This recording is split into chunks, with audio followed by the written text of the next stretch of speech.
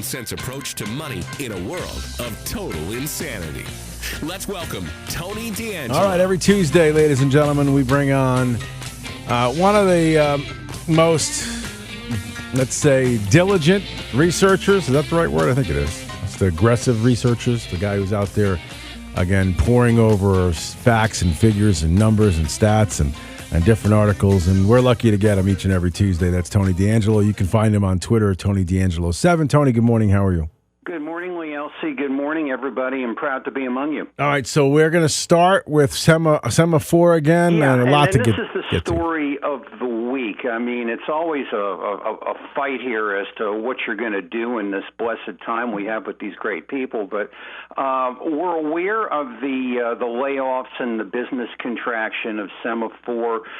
If you've never joined us before, Sema4 is a major equity holding of Oak HCFT, which is an equity partnership of which the governor's wife, Governor Ned Lamont, his wife Ann Lamont, is an equity partner. And, you know, I'm going to start with the reality bites of all this. A lot of, you know, banter and reading and writing and speaking goes on, a lot of commentary. Here's the reality bite. Let's, you know, cut the nonsense.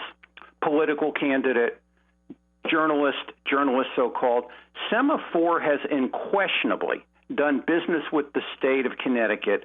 And if you don't believe me, go to the open checkbook. You're going to see that the state has paid Sema4 $45 million. $15 million of that is a loan.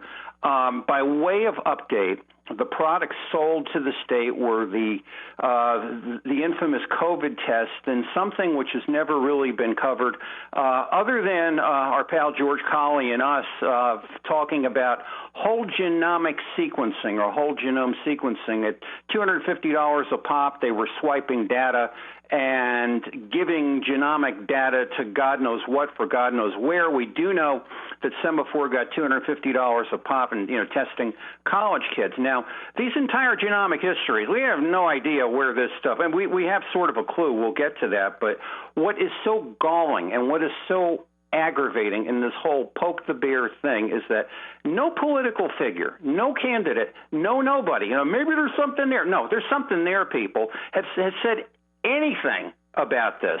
So I get a little bit offended when this happens, because it's like, you know, stop trying to hide the obvious. We have a political system and political elected officials for, you know, 2+ years that have done nothing but tiptoe through the tulips and this stuff. There is no high road. There is no doubt. Let's get that out of the way first, and then we'll get to the rest of it. Believe me, it's going to curl your hair. Your ball, my friend. Oh, I'm just listening. I'm sitting back and listening. I know you got a lot to get to, so I'm just going to get out of the way. Go. Okay, well, let's rock. Now, if you look at the actual running of the money, and, you know, this is we're talking running of the money. Right. If you look at Sema4, the first quarter revenues were $53.9 million. The second quarter revenues were $36.2 million. That's a fall off of about a third. Of that, $9.6 million was paid by Connecticut State directly before any payment by any other agencies. In other words, we know what's coming in off the checkbook, but in this whole, you know, cloak and dagger duplicitous Connecticut way of doing business, if the state of Connecticut pays, say, the Department of Health, and the Department of Health subsidizes a hospital, and the hospital pays Sema4 for testing, that can't be tracked. And I mean, that's despicable, but that's just the way business is done. Now, of that $9.6 million, $3.5 million was paid on Saturdays.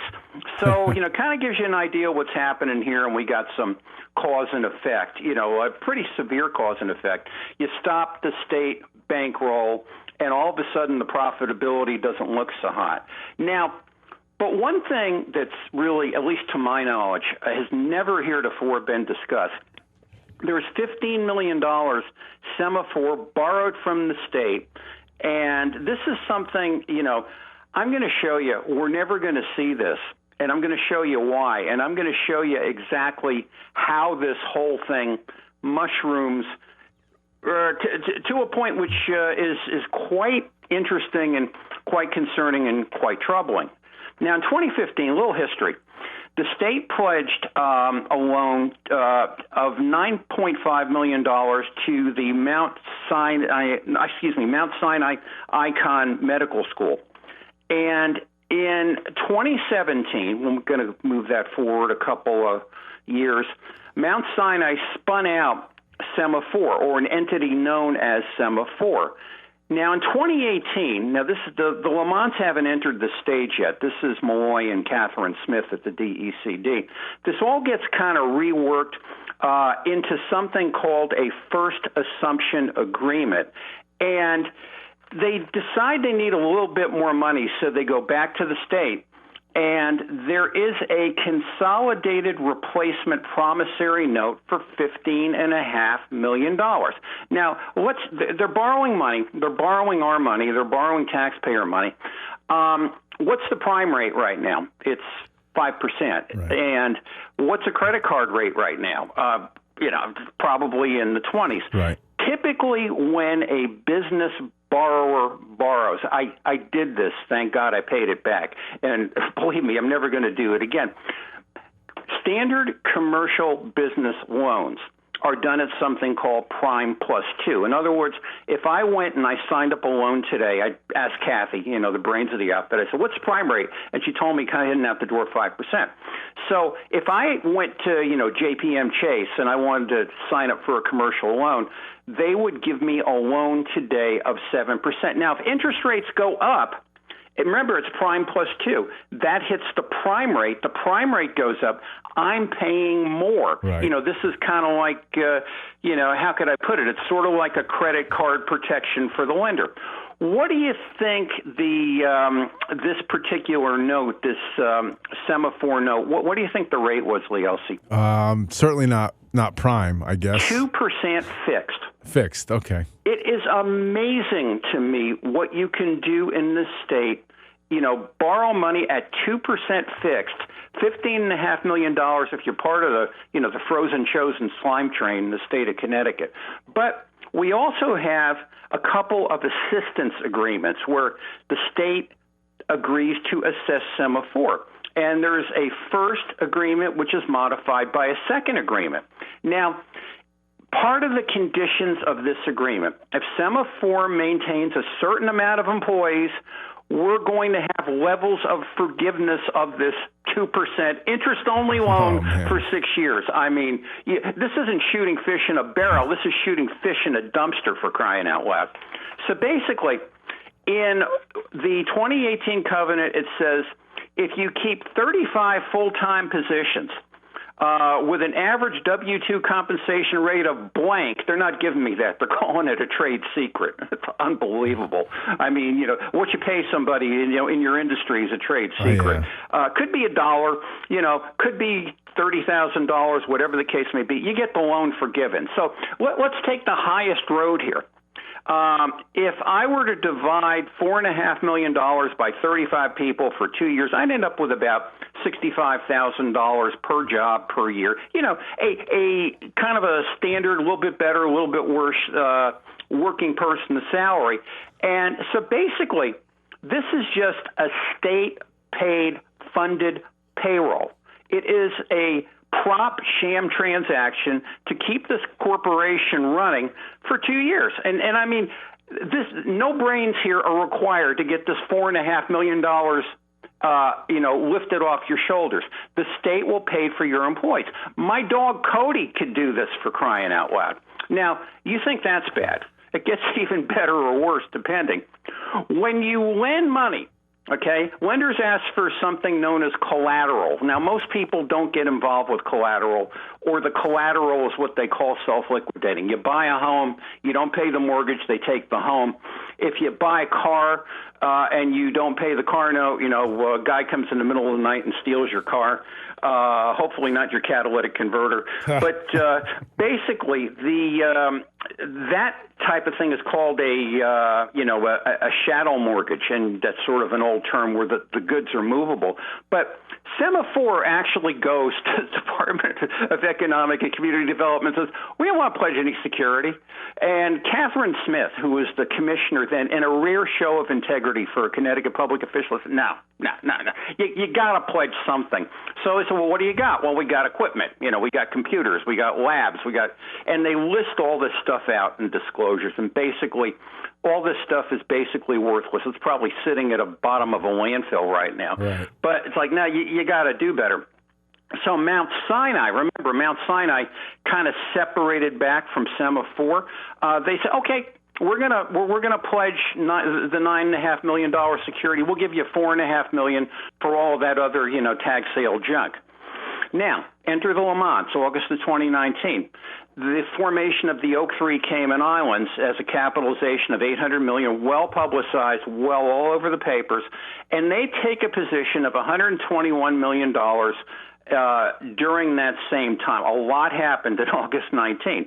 If you are them, you're riding high. Ned's the governor. You're bankrolled by the state. And you know something? This is another subject for another day, but you may know something about a little disease called COVID-19. Because two things give me pause. Number one, we have those McKinsey documents that show that McKinsey was actually writing the COVID protocols in 2019. I kind of doubt that maybe Cuomo knew about it and Murphy knew about it, and and Janet Mills knew about it, but they kind of kept Ned in the dark. I think he was kind of in the tackle on that because it's clearly they were doing the documents in 2019. And the other thing is $121 million is an awful lot to throw on one investment for one startup, and it's your investors as well. So it kind of has me curious. Now, if you go forward and we go to 2020, we go to COVID, we go to the no-bid testing, we go to pretty much, the monopoly on testing and the shooting a fish in a barrel, and then all of the flowery press, but now we're going to take this company public. Isn't this a great Connecticut thing? Oh, wait, we got a little detail here. What about this $9.5 million guarantee? What about, we got to get the books cleaned up here for this public offering. Well, we're going to deal with that.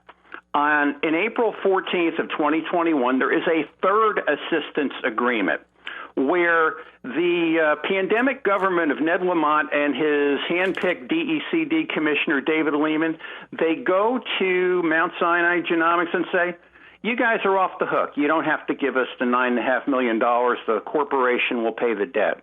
Right now, Lee Elci, the stock is trading at $1.11 a share. And here we are. We're scammed. We're never going to get this money back. This is the equivalent. Let's put it this way. Let's just say I was a commercial loan officer in a bank. I had friends that were commercial loan officers at New Haven Savings Bank, and believe me, you talk about an ulcer-generating activity. You come in with a good idea. I prevail on my manager to loan you millions of dollars. Like, well, we're Elci. It's like this guy's never done it before. Right. We need collateral. Okay, we're going to get Leo Ficini to post collateral, and life is great. And one day I am the loan officer, and I go to Leo Ficini and say, Leo, scratch that collateral. Lee's good for it. I mean, this is the mess that we go. And I'll just give you this one thought. There's a lot of banter back and forth about what did the Lamonts get, what did they didn't get. Again, there's no disclosure. There's no clear, coherent anything. The profits to charity. Don't make me laugh. We do know this much. There were 6 million shares that they had. Now, 6 million shares, let's just say they might have sold it at different, but at the high it was maybe 25. At $20 a share would be $120 million. But wait, you got investors. And the investors, the par value of this thing is so low. And if it's the standard hedge fund thing of we get 2% of your gains. It's called a 2 and 20. I normally don't deal in that stratosphere, believe me. I'm more of a spectator. That commission alone could have been 2% of everything else that was sold on the Lamont bench using a rate of 2%. That alone could have been $48 million. So all of this stuff, and we're not done yet. This gives racketeering, Lee Elci, a bad name. Right. What's the total? I mean, what's the total amount when you sweep away all the peripherals. What did we end up giving these guys? We gave them $45 million. $15 million is a loan that I can't see that we're ever going to be paid back for. Right. The state forsook the collateral, let Mount Sinai off the hook. Right. And then, because this whole thing of profit, what is profit? Well, there's profit income. I collect interest. There's profit capital gain. I sell something. I get more than what I paid for it. There's tangible profit. The whole thing, this guy is so clever, or the people behind him are so clever that, I had a discussion, not the most pleasant of discussions, on Saturday night with a person saying, well, you can't get him to a direct crime. Well, that's the whole thing. He's not playing the trombone, but he is an incredible orchestra leader. And, everything he does, it's, we talk about Ned deals. This is, this one deserves the Academy Award for crying out loud. But, it gets better. It actually gets better. There is some value here. What about all these genomic profiles? Hey, can't you sell that? If Sema4 goes, can't we get some of the money back from them? No, wait. Remember in, I guess it was like October or November, we talked about the fact that there's a separation, as we said earlier, between Mount Sinai and Sema4. And Mount Sinai owns a database known as Centrellis. The genomic profiles that are taken are given over to Mount Sinai and the shareholders of Mount Sinai, now a distinctly different corporation. We don't know who those players are. We know it is a Delaware corporation. So if you are there in the beginning with Mount Sinai, you get all the genomic profiles. You also get off the hook for $9.5 million. And, none of this really is like, how could I put it? None of this really seems to dawn on anybody. And it's just that this is like, I get so angry I can't even speak some days. This is just amazing. What would lead you to think that we're never going to get that money back, paid back? Well, look at it this way. If you've got no equity now in this corporation, the corporation's plummeting. They've lost probably their major customer. They're only paying interest on a 2% loan. Right. And they're never ever. There's other phases in these job, whatever you want to call it, job growth things that they're never going to reach. They're contracting. They're not expanding. We're not going to get it. And let me just say this, and I realize we're running out of time. Whoever you are, gubernatorial candidate, and I realize there are several, if your first act in this state is not to completely cut off funding and abolish DECD, because where else are they doing this? What are the other things going on? What else did Lehman do? What else did Lamont tell Lehman to do? Nobody knows. Nobody asks those questions. We do here, and I'm grateful for this forum. But this is, and then we have elected officials. So one of our good show fans was telling me yesterday that say, "Oh, I know. I have known there's something happening at the New London Pier for years." Well, if you knew something, why didn't you say something? It's just, this is a standard that in this state just. It's so typical. We've become so used to it, but I'm tired of paying for it. This is just absolutely awful. I have a not so new theory, but my theory on this is it's too hard for the general public to follow this from beginning to end, Tony. That's why I'm almost convinced of this. That's why nobody is pushing for it, because even the politicians sometimes don't understand some of the things that you're presenting. I firmly believe that, and I don't think the public is going to grasp it either. Now, I don't know if that, I think it's a political sort of... Possible. And you know what else I was thinking, too, about this as you were talking? I was thinking, I've had Governor Lamont in here. I've seen him now on television a number of times. You know what he always falls back on when somebody asks him about Sema4? The stock price. Look how low the stock price is. It's almost as if it's like that's shade. That's the cover that he wants, and he's making sure everybody understands that. Listen, how can I be involved? The stock is plummeting, but that's actually good for him if, in fact, he doesn't want these guys to pay back, right? Isn't that part of this equation? That's wonderful. Exactly right. And we as Connecticut taxpayers have supported this pony, supported them to their IPO, continued. They tried to eke it out at the end, the payments on Saturdays, the genomic testing. Then finally, the jig was up. They got theirs. Yeah, that's great, but it's like a Bill Clinton definition. Define the word is. Well, define the word profit. Ned, how did you profit? Did you profit by sale as opposed to, there's no money in that. That's an absolute positive joke. And, they keep letting them off the hook, and it gets me very angry. Tony, listen, I did see it. We are out of time, so we got to run. But here's the deal. I know you got something you wanted to get to, too, as far as books and school libraries. Maybe we can do that next week. But yeah, I'm going to actually, I really want to do that justice. I've had a number of young mom friends that have come to me, and they're very concerned about what's happening. All right, pal. We'll do that next week. But great stuff today. I appreciate it, as always. My pleasure. Thanks, everybody. Follow Tony D. Tony D'Angelo 7 on Twitter. You got to follow. We'll be back.